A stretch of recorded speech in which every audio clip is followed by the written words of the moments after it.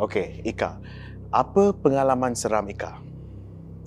Kalau kita nak cakap pasal pengalaman seram, I think probably when I was young, I would say before I masuk high school, I cannot see anything, nor I cannot feel anything.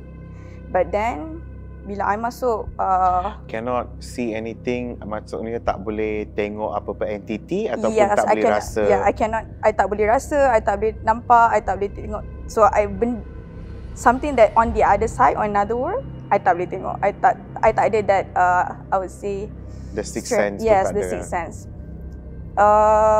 But I know in my family, ayah I ada that ability. Okay. Ayah tu dah berapa lama dah dia boleh tengok? Sejak dia I think kecil ke? sejak dia teenagers, I would say. Yeah. So bila I'm form 1, I masuk boarding school. So bila I masuk boarding school, you know, boarding school ni dia ada satu vibe macam, okay, it's gonna be haunted, it's gonna be this, it's gonna be that. So I tak pernah masuk asrama tu with that kind of mentality because I never experienced that before. So what happened, dekat my boarding school tu, memang ada one of my senior, hysteria on her is something macam biasa. Memang itu perkara yang sangat biasa. So bila I masuk asrama, then I every single day bila kita ada prep class at night, dia akan macam lari pergi one place and then she'll be talking alone. So itu I punya first time macam like, oh apa ni? So that's where I got to know. And then slowly after that, maksudnya senior tu selama dia ada dekat asrama tu, dia setiap malam dia buat macam tu? Ya, sebab dia memang ada satu, I would say, entity penjaga yang menjaga dia. So hysteria kalau dekat asrama, for sure daripada dia. So ada satu hari tu dia pernah cakap kat I, dia cakap, Ika, if anything happen to me, this is what you gonna do. So dia ada bagi I lah ayat 1, 2, 3 benda yang nak kena ni. So bila macam dia meracau, yang kena buat tu, kena buat apa tu? Okay. So bila dia meracau memang is out of control. So usually kita akan bawa dia pergi DM. We call it Dewan Makan. So memang dia akan lie down there. So while waiting for the ustaz to come, so dia akan dia memang akan meracau even though you baca whatever ayat Quran everything, it's not that easy. So dia akan cakap kat I, dia ada bagilah I tak ingat verses in the Quran, tapi I tahu dia 3 ayat yang terakhir in that surah. So dia yang cakap kat I, if anything happen, you just baca yang ini. So I don't have that ability, but I know that this is actually can soothe and calm her down for a while. So sejak daripada situ I macam tahu, oh okay, benda ni actually wujud. So bila dia dah I tak tahu, mungkin sebab I dah selalu tolong dia or something. So one day what happened, masa tu dorm I tingkat 3 paling atas, dan sebelah toilet. So what happened time tu, I'm not really feeling well.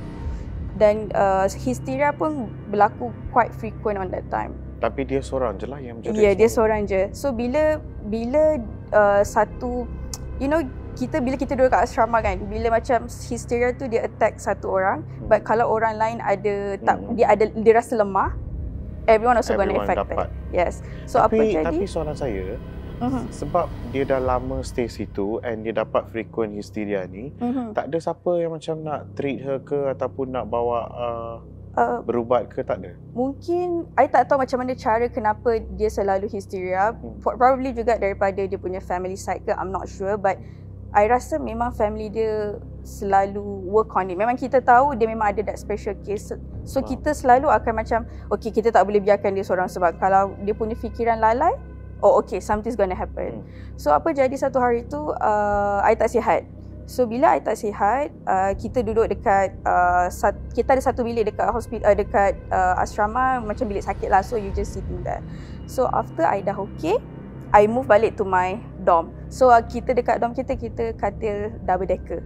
So double decker, I punya katil facing tingkap and luar tu is actually padang sekolah. So time tu I tak sihat, so I tidur katil atas. I memang katil yang ujung. So maksudnya kat sini ada laluan, sini ialah almari kayu. Okay, so I tidur facing cermin and then belakang tu ialah padang. So I still teringat, I think somewhere mungkin 2 atau 3 pagi macam tu. So tiba-tiba I terjaga. So sebab you kalau something yang warna cerah you boleh nampak kan. So apa jadi bila I macam terjaga, I wanted to go to toilet. So bila I bangun, I nampak pintu ada satu pintu almari besi ni dia terbuka one side. So kira macam pintu and then the palang katil. So I nampak dekat bahagian belakang ni is actually I would say a woman with long hair and then white dress. So I dah tahu okay ni macam something wrong somewhere ni. So kita tidur kan, so I tarik selimut tu untuk cover my face. So dalam masa yang sama, I try kejut my roommate because I macam like, ini bayang I ke atau apa. So bila I cover my face and then as time goes by, I dapat rasa macam that entity with the, you know kadang-kadang kita boleh dengar bunyi orang bernafas kan macam so dia macam jauh, lepas tu macam dekat. And then after that, I heard that she called my name. Okay, I would say she lah. Like she called my name. So I thought macam like my friend actually panggil I. So bila I tidur tu, mula kita tidur straight kan. Lepas tu I macam nampak, I rasa macam tak selesa nak pandang sebelah sini. So bila I face to my friend, I tengok my friend is still sleeping. So macam okay, something is wrong. So malam tu bila I tidur, bila that thing happen, I baca. And then I think after that I fall asleep. So the next day I woke up, memang I demam panas gila. So I call my dad, I said I think I want to go back home because I think I'm not feeling well. So bila I balik rumah, dalam family I, my brother-in-law can see. So bila I balik rumah, my brother-in-law tengok I and then my brother-in-law cakap, siapa yang you bawa balik? So I macam like, siapa yang I bawa balik? I cakap, me myself lah, I tak bawa balik siapa. So apparently that entity maybe has been following me. So I realised starting bila I masuk boarding school tu, masa umur I 13 until now, I can feel. Once in a while I can see, but I hope that I tak boleh tengok dah. I can feel lah. So then lama kelamaan I bukan nak kata. Sekejap. So you're saying until now boleh rasa benda tu around you? Yes, kalau I rasa in one place that I'm sitting, if I think that something might be, I'm not saying wrong, macam something is not right, I would say. Bila like dalam ingatan Eka, when was the last time terasa benda tu is around you? Usually kalau I selalu balik rumah after 12. Sebab laluan nak masuk rumah I tu memang, sebab I tinggal dekat Bukit Cerakah. So laluan you nak masuk tu memang kiri kanan is actually hutan. So I dah tahu bila I nak masuk tu, okay, I cannot speed in certain point dekat setengah jalan tu. And sometimes I memang akan rasa seram sejuk lah. I think the last one yang I could remember, ada satu hari tu I balik lewat from my workplace and my car I was parking I park dekat basement. So bila malam tu, bila I on the way nak balik ke kereta, I boleh rasa something is following me and also I rasa seram sejuk. So I know something is there. So what I did, I just macam, I cakap, okay, I nak balik kerja. You know, I tak ganggu you, I tak intend pun nak ganggu you. So just let me go back. So bila daripada yang kejadian dekat boarding school tu, asrama tu, naturally I akan macam, okay, kalau benda ni jadi, contoh, kalau ada orang ternampak ke, ada orang tak berapa sihat ke, atau in Malay kita panggil benda tu macam ketegur. What exactly you need to do in order to make that person okay? So start daripada tu, naturally I rasa macam, okay, I rasa I nak tahu ilmu ni because I can use for myself as well. And then selepas I dah okay daripada bila I tidur, bila kes dekat asrama tu, ada satu hari tu I terjaga pukul 3 pagi, usually around 3 AM lah. So I nak pergi toilet. So bila I jalan nak pergi toilet, I dengar dalam dekat bilik I tu memang air dia terbuka lah. So macam, oh okay, ada orang, it's okay. I macam, okay lah, I selamat. So bila I pergi tu, I macam, pintu ada satu je tutup, tapi kenapa I tak dengar bunyi orang? So sometimes I ada perasaan berani tu. So what happened, kita punya toilet, sini ialah shower and sini ialah toilet. So dekat bahagian shower tu, memang ada satu shower yang buka. But what happened, pintu dia tak tertutup rapat. So bila I dengar bunyi air tu, so I buka lah. I buka tak ada orang. So I tutup shower tu. And then bila I nak pergi toilet, same thing. Ada 2 toilet yang air dia terbuka. Satu yang memang bahagian ujung, satu tengah. So I memang pergi and tengok. So bila I tengok macam, oh tak ada orang juga. So macam okay lah, tak apalah, I tutup. Then after that, I pergi toilet. And then after that, I balik bilik.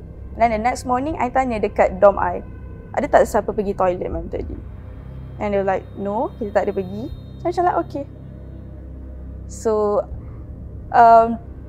I'm not saying benda tu satu experience yang best. Of course tak best. Tetapi for me, it's not a good feeling. Macam itu bagi I ilmu yang baru untuk kita tahu actually ada benda lain yang kita tak nampak, and ada juga yang mengganggu, ada juga yang tak mengganggu. But for me, kalau kita tak mengundang untuk mengganggu dia, maybe he will fine.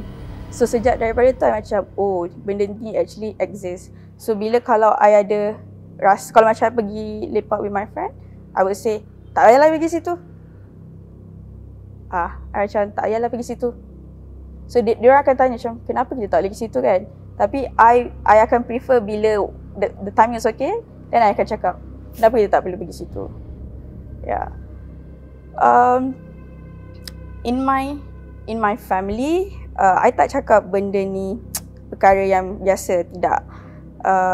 Sebab my father is originally from Indonesia. So macam dekat Indonesia, benda ni somehow macam perkara yang biasa. Tapi bila sampai dekat I, dekat family I, itu macam bukan sesuatu yang kita rasa macam, oh benda ni sebenarnya memang wujud, oh you sebenarnya boleh nampak. So that's why I macam, bila benda tu jadi, I akan telefon my dad. I cakap, I tak rasa okay, so I akan balik. So once in a while juga, even sampai sekarang, kalau I rasa macam, oh body I tak okay ni, I rasa macam I tak sihat, then I macam, I akan ambil the step lah, what exactly I kena buat in order to make myself feel okay again. So itu serba sedikit yang I would say seram, sebab itu kali pertama yang memang I nampak. Dan I nampak and then I experience memang benda tu betul-betul macam like, oh I boleh nampak. So sejak daripada tu, sometimes kalau I driving, sometimes I can see.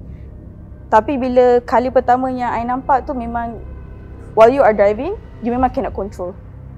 So there's one time I driving kat highway, so kita nampak entity tu. So I had to brake emergency because I macam like, uish. Apa yang Ika tengok? The same thing again, white and then rambut yang panjang. Kenal tak apa jenis entiti tu?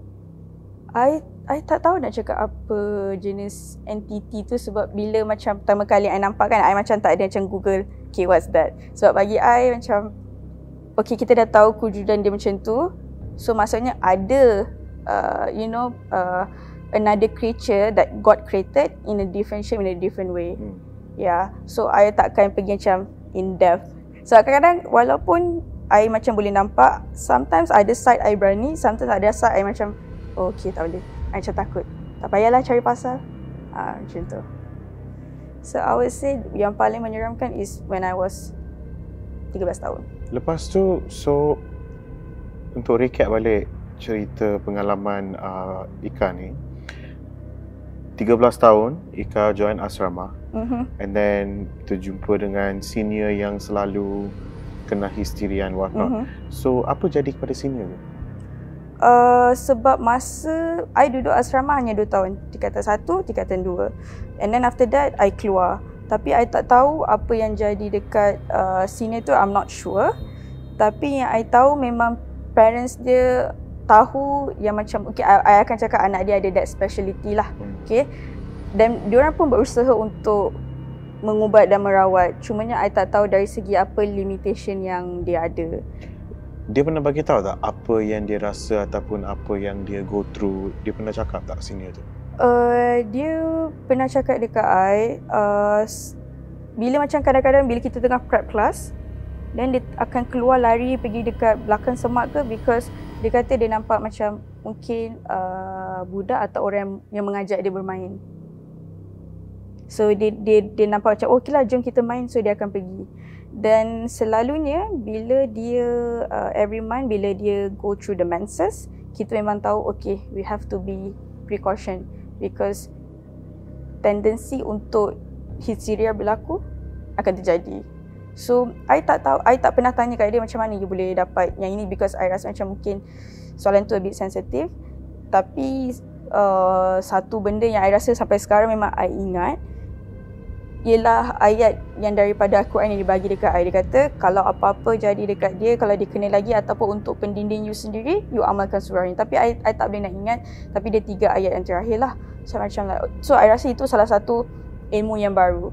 So mungkin bagi pendapat I, so mungkin juga daripada permulaan itu, bila macam dia kena histeria and then they share with me what exactly that I need to do. So mungkin dalam sisi yang lain, oh mungkin ilmu yang I dapat ataupun information yang dia bagi dekat I ni is actually untuk I praktikkan in the future. Yeah. So sometimes also macam even sampai sekarang I tak cakap benda-benda entity ni would love to attract me, no. I tak nak put in that sense. Tapi kadang-kadang kalau I senang untuk kena ketegur. So that means for example, kalau kita pergi, kalau I parking kereta kat bawah pokok besar ke rimbun kan, and then bila I balik, the next day dalam 2-3 hari I akan rasa badan I demam, lesu. Dan I tahu itu bukan macam demam biasa, sesama biasa ke tak. So I tahulah macam oh okay, mungkin I ada parking dekat mana-mana ke, ataupun I ada terpijak something ke. So macam okay lah, then this is what I need to do. So I akan mandi dengan what you call this, daun bidara, garam. So kita bacalah berapa ayat Quran, and then we okay. Dia, so dalam pengalaman Ika ni pernah nampak yang satu entity tu je repeatedly? Yang itu satu. Dan kemudian masa I masuk university, when I was 18, so I study dekat Cyberjaya. So Cyberjaya dulu kan dia macam ladang kelapa sawit originally kan. So bilik I facing taman permainan. Okay, facing taman permainan. So apa jadi, satu malam tu kita, time tu I rasa mungkin kita berempat dalam bilik asrama tu. Kita bilik berempat, time tu dah lewat malam. I think dah past pukul 12 midnight. So time tu I tak silap I, kita ada buat macam we record one video, sebab time tu kan this apps Vine semua was on hype kan. So kita record satu video. So time tu you bising lah, you macam hirup pikuk, tergelak, kuat-kuat semua. Lepas tu 2 orang kawan I dah nak balik. So tinggal 2 orang je, I dengan my roommate dekat dalam bilik tu. So bila my friend dah keluar, tiba-tiba dalam 1 minit je tumbul pintu bilik I tu, dia macam orang buka. Lepas tu I tengok dekat kat bawah pintu tu, kita boleh nampak ada bayang kaki ke tidak kan. Tapi kita tak ada nampak bayang kaki.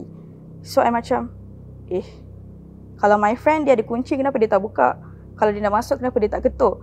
So dekat situ I macam dah ini mungkin kita buat salah kot ni, sebab dah pukul 12 waktu orang tidur, you masih lagi bersekeria kan. So bila I pusing je tingkap dekat taman permainan tu, I nampak macam ada seorang lelaki dan seorang perempuan. Tapi dia bukan muka yang menyeramkan tu, tidak. Tapi dia macam ibarat orang, dia berpakai warna putih, macam orang lama-lama, kemudian dalam muka yang marah. So dekat situ bila I nampak benda tu, I macam cakap kat my friend, tak apalah, kita tidur je lah, kita tak payah continue buat apa lagi. So the next day tu baru my friend tanya kenapa. So I cakap maybe sebab kita terlalu bersukaria. So penghuni asal, I would say penghuni asal lah tempat tu mungkin terasa marah sebab kita macam tak hormat tempat tu. So I would say bila starting daripada I 13 tu kan, bila I dah habis sekolah semua, I dah kurang nampak. I more kepada rasa, dengar. Pernah tak Ika plan macam nak nak berubat so that thing tak rasa forever? I tak pernah rasa macam okay lah, I rasa benda ni macam serius ni, kita patut cuba. Sebab dari sisi lain pandangan I kan, bila sekarang ni I tak nampak, mungkin I rasa macam okay lah, I macam bersyukur sikit tak nampak. Tapi I rasa deria rasa mendengar dan rasa tu I still prefer and bersyukur untuk ada, sebab bila I dengan my friends, then I boleh rasa benda tu gifted untuk I protect my friend as well, or even my family. Bila I rasa macam oh this is not a good place, okay lah, jom kita pergi tempat lain. Dan juga I rasa macam okay, bila I nampak my friend is not okay ke even my family is not okay, then I know already okay, dia ni mungkin macam tadi ada buat salah kot. So macam mana I actually boleh tolong dia dengan ilmu yang I ada. So untuk macam mana, I bukan nak cakap oh okay lah, kita riak, I macam belagar lah ada benda ni kan, tak. Tapi sisi lain yang I pandang ialah anyhow Tuhan ciptakan dia bersebab, dan mungkin ada sebab juga kenapa dia menjadi entiti yang sebegitu rupa. Jadi kalau kita tak kacau dia, dan mungkin dia juga tidak akan kacau kita. Tapi walau bagaimanapun I rasa I'm okay dengan keadaan yang sekarang ni, sebab I macam tak nampak, dan I tak berharap untuk nampak lagi. Sebab I rasa dengan deria rasa dan pendengaran is good enough already. So macam mana family Ika react to this, that Ika boleh merasa benda ni, entity macam ni around you? Masa macam my mum, dia punya ideologi is bukan nak kata tak percaya, dia tahu kewujudan entiti yang selain pada manusia ni, tapi bagi dia you tak payah nak sibuk-sibuk, you tak payah nak pening. Macam my dad, I bukan nak kata penerimaan dia okey, tapi dia dia tak ada kerisauan. Sebab masa I form 4 dulu, ayah I pernah kena santau. So ayah I pernah kena santau selama 1 tahun. So dalam tempoh 1 tahun tu, masa tu I form 4, I dah keluar asrama. Macam mana keadaan ayah dalam santau tu? Setiap kali bila waktu petang kan, bila kita nak masuk waktu maghrib tu, kadang-kadang memang dia akan tiba-tiba bila dalam bilik air, memang dia akan jerit, dia kata dia nampak budak, dia nampak budak. And then my dad hilang berat badan sangat banyak sampai dia nampak jadi macam skeleton. So bila waktu maghrib petang je, my family kita dah tahulah okay, kita kena pasang lah ayat-ayat Quran, sebab selalunya memang pada waktu-waktu yang itu. Dan ada satu hari tu, I ingat lagi, my dad masuk bilik air, lepas tu time tu I dekat bawah. Lepas tu tiba-tiba kita dengar bunyi berdebum, dia jatuh. Lepas tu dia terus panggil. Bila kita buka pintu bilik air, dia tunjuk macam dekat tingkap, ada budak. So kita tahulah itu mungkin daripada penyakit santau tu sendiri. So bila kita dah bawa dia keluar, kita panggil ada seorang ustaz ni untuk datang merubat dia lah dekat rumah. So bila dia dah berubat, malam tu lepas berubat tu, I tidur dekat living room atas. So rumah I sliding door and grill. So I boleh dengar orang ketuk dekat sliding door. Tapi I tak tahu I seorang je ke dengar ataupun orang lain pun dengar. Sebab bila I macam terjaga dengar tu, I tengok macam tak ada siapa pun keluar daripada bilik. So mungkin I seorang je dengar. So time tu I macam I tahulah, oh okay, mungkin benda ni marah sebab kenapa kau nak kena ubat dia. Macam tu lah kan. So benda kiranya macam entiti macam ni, dia bukan sesuatu yang asing dalam my family yang macam tentang terus-terusan. Selepas both of my parents pass away, I tinggal dengan my sister. So my sister dengan my brother-in-law pun memang sedia tahu benda-benda yang I would say creature entity yang macam ni mudah rasa disenangi dengan I tak tahu in what sense. So kadang-kadang dekat belakang rumah I ada laluan, dia macam rumah. So once in a while, memang malam bila kita tidur, kita akan dengar orang jalan. So macam I katalah, selagi mana I tak nampak, I'm okay. So I dah tahulah bila malam waktu macam ni, okay, kita jangan buka tingkap lagi dah. So memang macam I tahu kewujudan tu, dan my sister dengan my brother pun selalu cakap, whatever it is, kalau you rasa tak selesa, you terus buat apa saja untuk you rasa selesa. So kadang-kadang pun I akan cakap dekat my sister lah, macam, you ada dengar something tak malam tadi? So bagi my family untuk tahu kewujudan ni, dan macam I ada the ability, they are fine with that, because I tak ada macam tiap-tiap malam histeria ke tidak. Dia macam setakat dengar. Kadang-kadang my sister pun sebab my sister kadang-kadang balik kerja pun 3-4 pagi. So kadang-kadang pun dia akan balik tiba-tiba dia macam demam. Tiba-tiba dia akan kena ketegur. So kita tahulah mungkin dekat tempat dia kerja, dekat basement area tu, mungkin ada something yang memang penghuninya di situ. Jadi bila kita balik tu, kita memang tahulah nak buat precaution sendiri. So I would say penerimaan keluarga I tak ada macam, okay lah, kita kena berubat ni, ini sesuatu yang tak okay. Tak ada. Dia macam, okay, you ada kelebihan tu, use it wisely lah. Janganlah you ada kelebihan tu, you pergi tiba-tiba macam, okay, jom kita main spirit ke apa ke. Tak.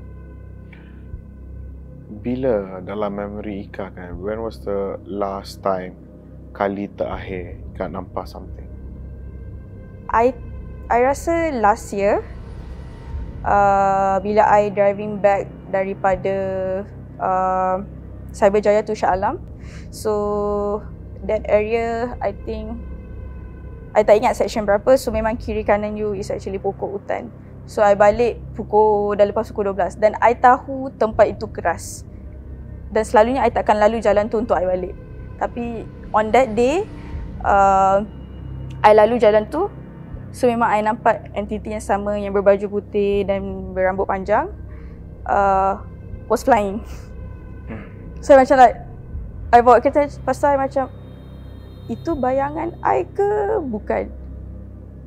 Tapi I still tengok dekat mirror. Macam sebab I rasa macam, I kena confirmkan kan. Jadi bila I nampak macam, oh okay, sebenarnya itu entitinya. So macam, okay lah, tak apa. So dalam masa yang sama I drive untuk balik cepat tu, so you bacalah apa yang patut. So I rasa dalam banyak pengalaman yang mungkin the latest yang I boleh nampak atau sebagainya, mungkin entiti yang sama, iaitu dia berbaju putih dan juga berambut panjang. Tapi dia tak pernah cuba untuk communicate dengan Ika? Tak ada. Dia macam tak ada nak communicate, cuma ada macam I cakap, kadang-kadang kalau I pergi satu tempat, I akan kena ketegur kan. So bila macam I dah mandi whatsoever, kadang-kadang malam tu I akan termimpi. So kadang-kadang I ada juga termimpi macam rumah usang. Lepas tu ada seorang perempuan tua marah. Selalunya kalau nak kata dari segi berkomunikasi ni, dia akan datang dalam mimpi. Dan dalam mimpi tu juga memang I berkomunikasi. Tapi dia akan cakap lah, kenapa kau kacau dia? Kenapa kau ubat dia? Kenapa kau macam ni? So bila I bangun pagi tu, I tahu macam, oh, mungkin orang yang I tolong tu mungkin dia ada pendamping penjaga dia sendiri yang you tak boleh sewenang-wenangnya untuk sentuh ataupun untuk tolong berubat. Rasa semacam